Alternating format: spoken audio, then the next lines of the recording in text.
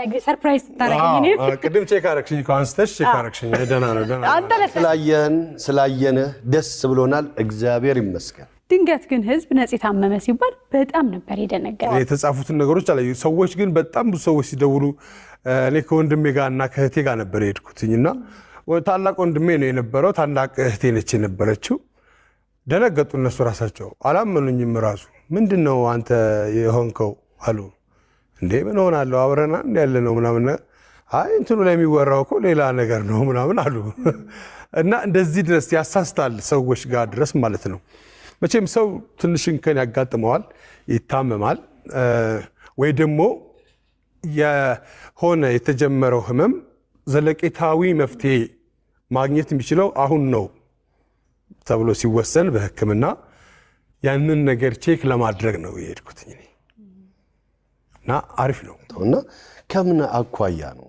ህመምስ ምንድን ነበር እስቲ ለኦዲየንስ ግልጽ መናረግ ሰዎች ለምን እንደዚህ ሰዎች ላይ ይጨክናሉ ለምን ያንን ይጽፋሉ ምናልባት ላይክ ለማግኘት ይሆናል ወይም ደግሞ ምንም አይመስላቸው ይሆናል አንዳንዴ ሰው ራስ ወዳድ የሚሆነው ከቤተሰብ ውጭ ስታድግ ነው ከቤተሰብ ውጭ ካደግ ራስ ወዳድነት ያጋልጣል ከቤተሰብ ጋር ስታድግ ደግሞ አለ የሚጠይቅ ሰው ስላለ እንዴት የታግኝተ የሚለው ነገር ስላለ ነው እነዚህ ፌስቡክ እና ቲክቶኮች ደግሞ ማየት ነው ታያለህ ምን እንደሚጻፍ ምን እንደሚል ብዙ ሰው አያነብም ከዛ በኋላ እንትን ይላል እኔ ወደ 292,000 ተከታይ ያለኝ ኢንስታግራም ላይ መጀመሪያ ላይ እኔ ነኝ የጻፍኩትኝ ኮሚክ ነገር አድርጌ ነው የጻፍኩት እንደውም እንደዚህ ለሰርጉ ላይ ነበር እኔ ግን ምናምን ብዬ ምናምን መግቢያ ትኬቱን ለሻሩክ ሰጥቻለሁ ምናምን ብዬ ነበር የጻፍኩት ያንን ሌላ ቲክቶክ በጣም በጠና ታሞ ምናምን በሚል ቀይረው ሁሉም አቀረቡት ማለት ነው አግዳብረ ጭንቅላት ውስጥ የሆነ ነገር አንብበ ወይ የሆነ ነገር እንትን ብለህ ምናምን ካላመጣው በስተቀር ስለ ሰዎች ቅንነት መመኘት ለሰው ጥሩ ነገር መመኘት ከየትም አይመጣም ካላሳደከው በስተቀር እና ስልኩ ስለፊት ለፊት አለ ተገልጿል ተለቀዋል አለቀ ከዛ ሰውን ሲባል እኔ እኮ ነኝ ያረኩት ምናምን ትላለህ እንደዛ አይነት ነገር ነው የሚሆነው ልክ ትምህርት ቤት ውስጥ ተንኮለኛ ሰው ይፈሳና ከዛ በኋላ ምናምን ሲባል ከዛ በኋላ እኔ እኮ ነኝ ፈሳት እንደሚል አይነት ነው እኮ እና የልጅነት ነገር ነው የሚሆነው መሙ እንኳን ያው እንደዚህ ነው ምናምን ከሚባል ኦሬዲ የመዳን የሪከቨር የማድረጉ ነገር ስላለ የፋት ሰው ውፍረትን ተከትሎ ሊቨር የሚጫን ነገር አለ ያንን ነገር በመቀነስና እንትን በማለት ማስተካከል አለብኝ ነው እነዚህ ነገሮች እንግዲህ ከቤተሰብ ሲመጣሉ አንዳንዴ ምናምን ሐኪሞቹ ያው በእንግሊዝኛ ስለሚያወሩ የተቀባኝን የነገርኳቸው እኔ ሆኜን የነገርኳቸው እና አሁን አሪፍ ነኝ ደህና ነኝ ያለሁት ነገርየው ለሞት የሚያበቃ አይደለም በየማሉ አሁን እኔ አሁን መጨረሻ ሲሄድ ከዚህ ነው የሄድኩት ቀረጻ ነበረኝ ቀረጻ ቀርጬ ነው ማታ ፍላይት የነበረኝ ስለዚህ እኔም ራሴ ገረበኝ በነገራችን ላይ ደስታም እኮ ስትናገር ጥንቃቄ ያስፈልጋል አይደል እንዴ እንኳን ክፉ ነገር ሎተሪ ሲወጣ እንኳን አይታችሁ ከሆነ መጀመሪያ ቁጥር 4 ከዛ 2 ያለ ሰው ያለ የተዘጋጀ ነው እንትን የሚለው ታታታታ ቢል ሰው ድብን ነው የሚለው ሳታጣጥሞ ለዚህ ነው የሆነ ሂደት ይኖረዋል ምንም ነገር ሂደት ይኖረዋል ለዚህ ነው ዳዴ ብለን የምናደርገው እኮ ለዛ ነው ብዙ ሰዎች ፕሮግራም ስታቀርብ ነጽዬ ስትናገር ነጽያ ሞታል እንዲያም ነበር ፊዚካሊ ያዩ ፕሮሰስ ነበር ወይስ ባንድ ጊዜ ነው እንደዛ ያመመ ነጽዬ እንትን አለው በራሱ ነገርየው የሆነ ጊዜ አሪፍ ይሆናል ያደርጋል የሆነ ጊዜ ደግሞ የሆነ ነገር ያደርጋል ተለዋዋጭ ነው በባህሪው ሲናገሩን ሐኪሞቹ እንግዲህ በተወሰነው ባገኙት ጥናት መሰለኝ የሆነ ጊዜ አሪፍ ትሆኛለሽ የሆነ ጊዜ ደግሞ ፊትሽ ለጥቁር የማለት ነገር ይኖራል ወይ ምናምን ነገር ማለት ነው እኔ ደግሞ ከመብራት ጋር ያደግኩት መብራት ሲበራብኝ ያደግኩትኝ አገር ፍቅር ጀምሮ ስንት ሻማ እንትን ይያልኩ እንትን ያልኩትኝና ያ መብራት ያመጣብንን ለውጥ እናቃለን በራሳችን ላይ ማለት ነው ስለዚህ በቃ ያ ነው የሚሆነው ወይም ደግሞ ምናምን ነገር ነው ምናምን ጥቁር ነኝ ኦሬዲ ምናምን ላለው እና እኔ አይታወቀኝም ያ ነገር ግን ያ እንደዚህ ያመጣል የሚለው ነገር እንትን አለ እና ረጅም እኔም እኮ ብዙ ዓመት አልኖርኩም። አንድ ሰው ደውሎልኝ ነበረ እና እዛ ሆኜ አነሳሁትኝ። የውጭ እዛው ወደ የአሜሪካ አካባቢ ስልክ ነው እና አነሳሁት እና እኔ ደግሞ ያው ለእንትኑ ነው እንዴት ነው ቢያንስ ለሱ ብትነግሪኝ አሜሪካ ደግሞ አክሰስ ስላለ ያው ደህና ነው ብሎ ይነግርልኛል ምናምን ብዬ ነው። የቬሮኒካ ስልክ አለህ እንዴ? ምን አለ? ለኮንሰርት ሄድክ መስሎት ነው? አይ የለኝም ምናምን ነገር ማን ይኖረዋል? እኔ እንጃ ራሷ ነው የሚኖራት ነው ያልኩት። ሰው ይደነግጣል። ምክንያቱም አንዳንድ የሚደርሰን ብሎ አይመስላቸው ሞቷል ተብሎ ቶርተ ሲናሳ ይደነግጣል። ሰማይ ቤት እየታየው ነው ምናምን ነው ሄሎ መጨረለም እንዴ ነው ይችላል ከድንጋጤ እነዚህ ፍሩሾች ናቸው። ግን ያው የሚጠፉ ነገሮች ናቸው። ሚዲያው ላይ ይሄም ያንን ነገር የሚጠቀሙ ሰዎች አሉ፣ ለጥሩ ነገር የሚጠቀሙ ሰዎች አሉ።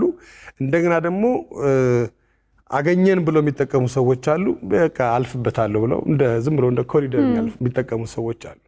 እኛ ያንን ነገር መጠቀም አልለመድንም። እኔ አሁን አልለመድኩም በዛ ነገር ላይ አጀብ ምናምን። ምክንያቱም እኔ ትልልቅ ሰዎች አውቃለሁ። አሁን ዳኒን አውቀዋለሁ፣ ቢያንስ በቲያትር እንተዋወቃለን።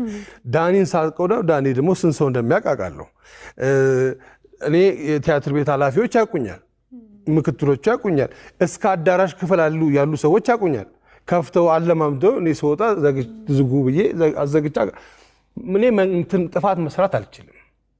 ምክንያቱም እኔ የምታወቀው ህዝብ ከማወቁ በፊት ባለሙያዎቹ ያውቁኛል ማለት ነው። እንዳልከው ይሄ ነገር የሚሰማቸውና ምን ያህል ጊዜ ነበር ህንድ የቆየኸው? ነፂ ህንድ ነው የተከታተልከው? ህንድ ከህክምና ወደ ሰርግ ነበረብኝ የባላም ከሰርጉ በኋላ ከመልሱ በኋላ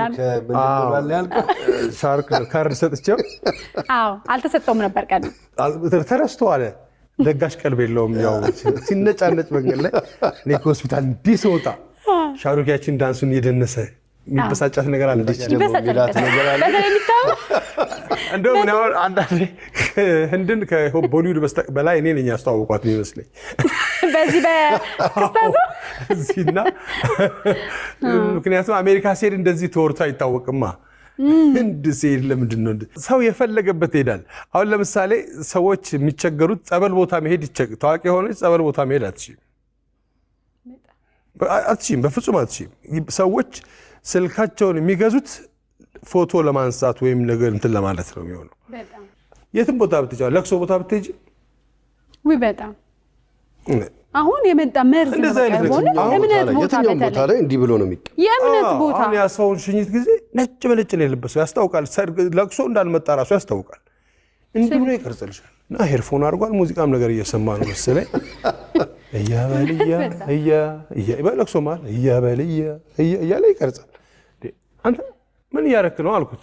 ያው እኛ ደግሞ አንናገርም፣ ሰው አንመስላቸውም። አንዳንድ ሰዎች እኛ እኮ ጥፊም የምትናገሩ የሚቀርጻል አይመስለውም። ጥፊም ምንችል ምንደባደብ ምናምን አይመስለውም። ብዙ ሰው አንተም ነው የምትባለው እንዴ? እኛ ወንዝ ዋኝተን ምናምን ያደግነው እኮ ትንሽ ድንጋይ አንጠባጥበናል እኮ ክብ ክቧ ድንጋይ አንጠባጥበናል እኮ። እና ምን እያረክ ነው ምናምን እለዋለሁ። ይሄ እንዴ ምን ችግር አለው ምናምን አለ። እንዴ ችግር የለውም፣ የት ታውቀዋለህ አንተ? አሁን ለቅሶ ላይ ነው የመጣው፣ ዞር በል ምናምን ብዬ አባረርኩት። ፈራኝ ጭራሽ እንደዛ ስለው፣ እንደውም ለካ ይናገራሉ እንዴ ብሎ ነው እኮ።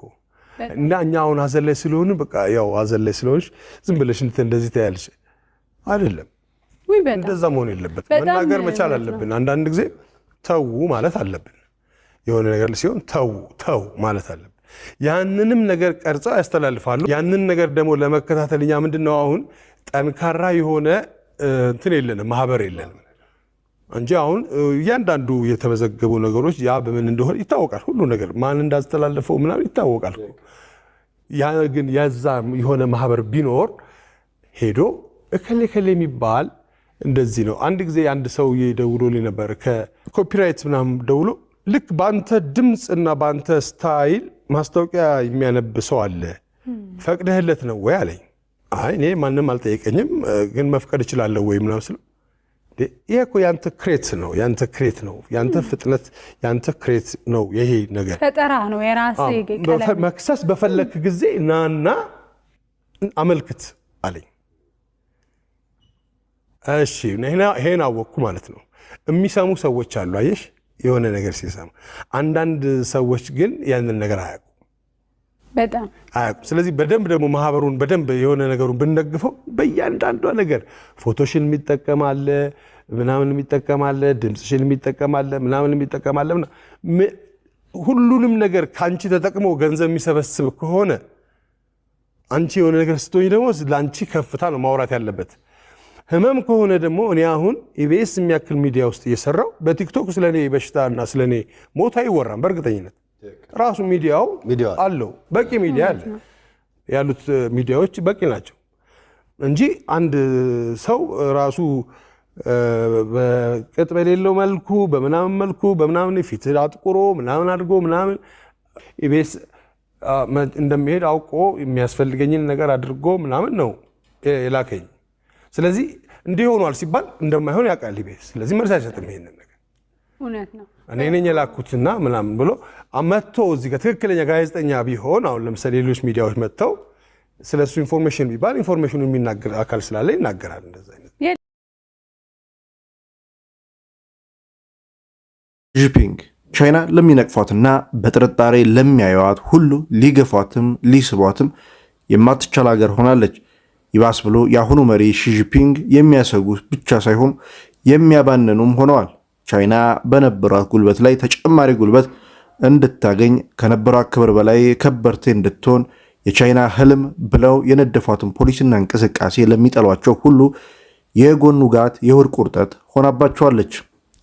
ልማትና ኃይል ይላሉ የፕሬዝዳንት ሺጂፒንግ። ልማት ኃይል ከደገፈው፣ ኃይልን ልማት ካደራጀው በማንም የማይደፈር ይሆናል የሚለውን እምነታቸው በተግባር እያሳዩ ነው።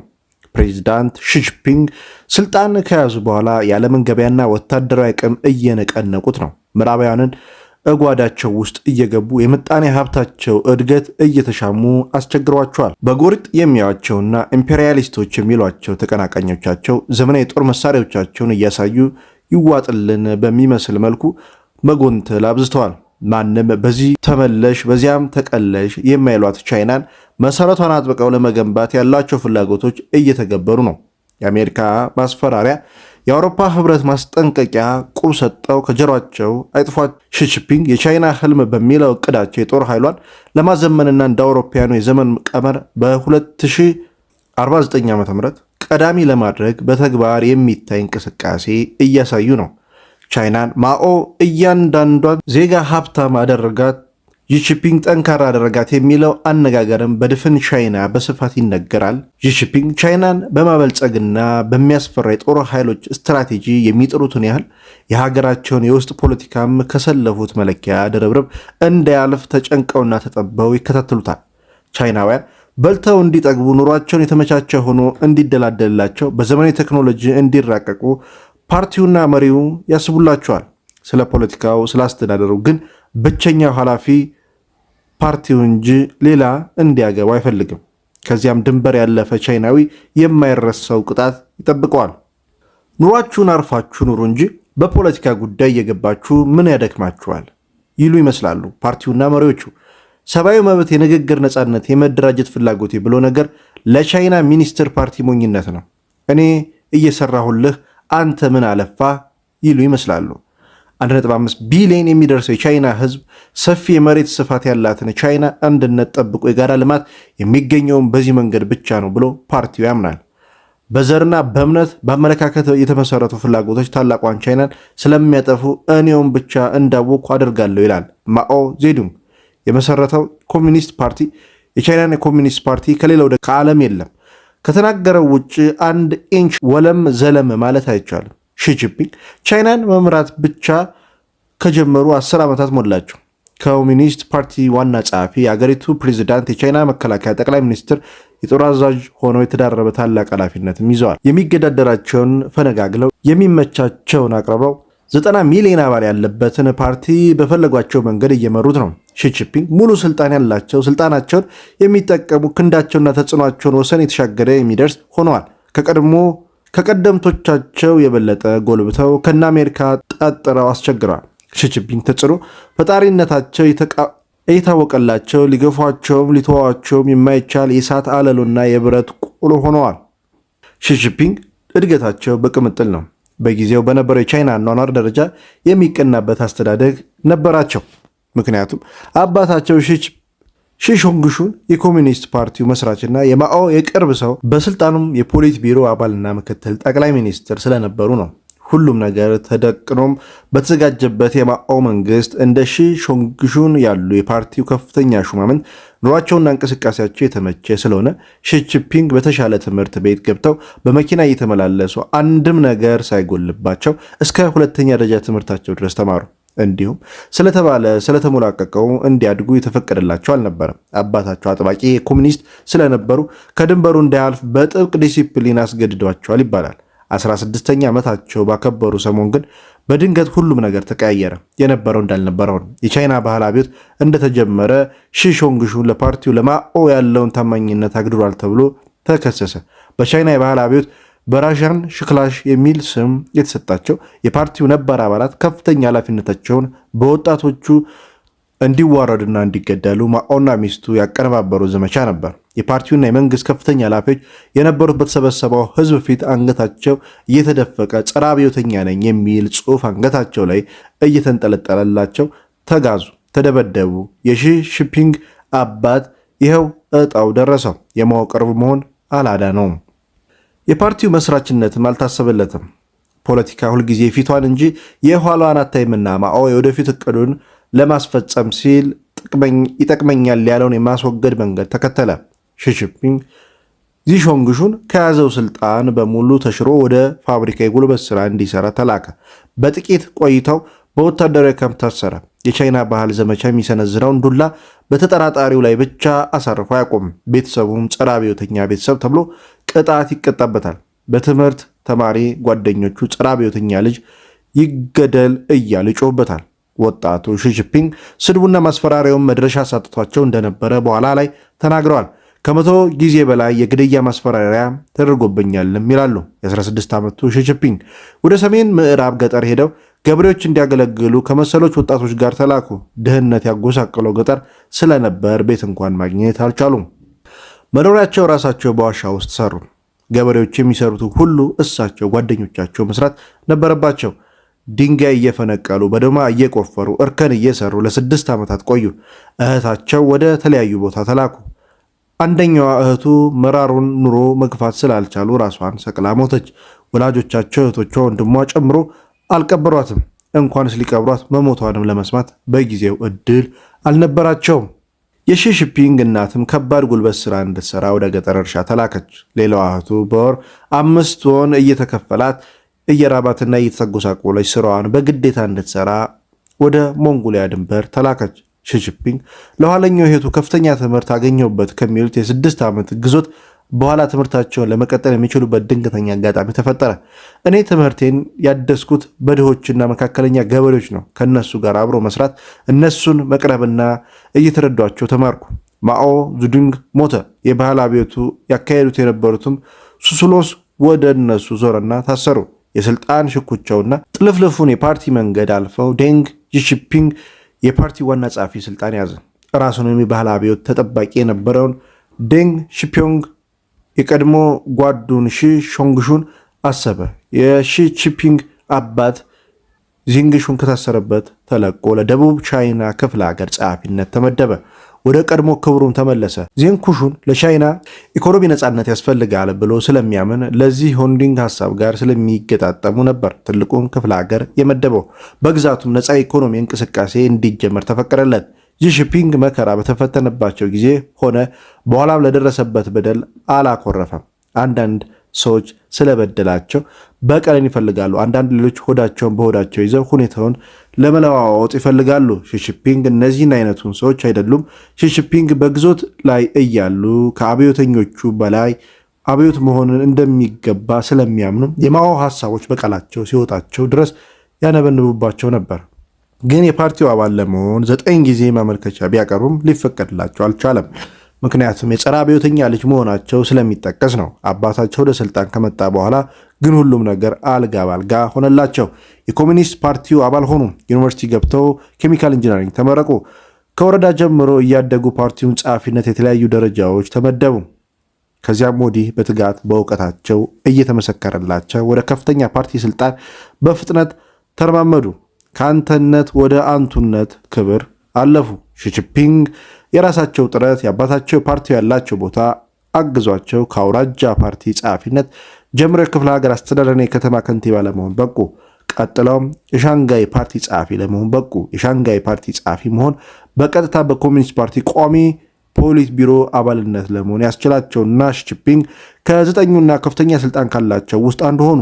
መቼም እንዲህ ስነግራችሁ ቀላል ይመስላል እንጂ በቻይና ኮሚኒስት ፓርቲ የስልጣን እርከን ለመረማመድ እጅግ ፈተና የበዛበት በርካታ መዘናዎች ወጥረው የሚይዙት ስለሆነ በዚያው መንገድ አልፎ ከጫፍ ላይ ለመድረስ ልዩ ችሎታ ይጠይቃል። ከጫፍ ላይ መድረስ ብቻ ሳይሆን ከጫፉም ላይ ለመቆየት መቻል ከዚያ የባሰ ጥንካሬ እውቅና ይሻል። ስልጣን ይዞ መቆየት ስልጣንን እንደመያዝ ቀላል አይደለም። ስልጣን በሰው ልጅ እንደሚያምረው ሲይዙት እንደሚያደናግረው ከበሮ ነው። ሺጂንፒንግ በዘመነ ስልጣናቸው ከሁሉም የበለጠ 4 ጉዳዮች ፈትኗቸዋል።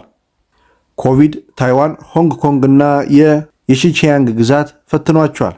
ዓለም በሞት ጣር ያርበደበደ የኮቪድ-19 መጀመሪያ ተጠቂ ቻይና ነበረች። በሽታው አረንቋ ቶሎ ለመውጣት የበቃችው ቻይና ናት። ቢሊዮን ህዝቦቿን ከወረርሽኝ ለማዳን የደረሰችበት የቴክኖሎጂ እድገት ጠንካራ አንድ ወጥ አመራር ያላት መሆኑን ለመከላከሉ ሂደት ረድቷታል። ትዕዛዙን ተፈርቶ የሚደመጥ ፓርቲ የሚመራው ህዝብ መሆኑ ባልተዝረከረከ ጥንቃቄ ጥፋቱን ቀንሳለች። አልፋ ተርፋ ለሌሎች ሀገሮች ረድታለች። ሆንግ ኮንግ ከምዕራባውያኑ ሰፊ ኢንቨስትመንት ያላት በመሆኑ በቻይና አስተዳደርና በነባሩ አስተዳደር እምነት ሰፊ ክፍተት ስላለ ሁልጊዜም ቀውስ አለ።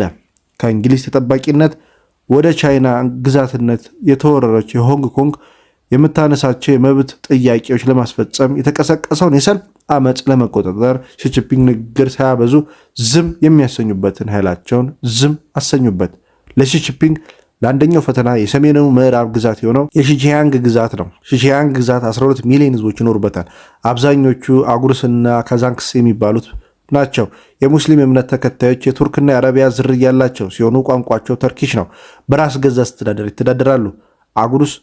ኡጉሩስ ከቀድሞ ጀምሮ የነጻነት ጥያቄ ስላላቸው የቻይና መንግስት በጥብቅ ልጓም ይዞ የሚያስተዳድራቸው ናቸው። ፕሬዚዳንት ሺጂንፒንግ ከስልጣን ከያዙ በኋላ መብትን፣ ነጻነት ጥያቄውን በአመፅ አሟሙቀው ቀጠሉ። ሺጂንፒንግ እንደተለመደው ጠንካራ ምላሳቸውን ተግባራዊ ያደረጉ። ከመካከለኛው ቻይና 1 ሚሊዮን የሚሆኑ ህዝቦች ወደ ሺጂንፒንግ ግዛት ልከው አሰፈሩ። ከ300 በላይ ካምፕ ተመስርቶ 1 ሚሊዮን የሚሆኑ ወጣቶች ለታደሰ ትምህርት አስገቧቸው። እምቢ ያሉትን እንዲቀጡ ሆኖ በዚያው መልኩ ለጊዜው ቢሆንም አመፁ ተቆጣጥረውታል። በውጭ ያሉ አጉርሶች ግን እየተጨረስን ነው የሚሉ ጩኸታቸውን አላቋረጡም። ይህ ድርጊታቸው ዘርን የማጽዳት ወንጀል፣ የአናሳዎቹ ህዝቦች ማንነት ለማወጥ የተደረገ ወንጀል ነው እያሉም ያሳጧቸውም ይጽፉባቸዋልም።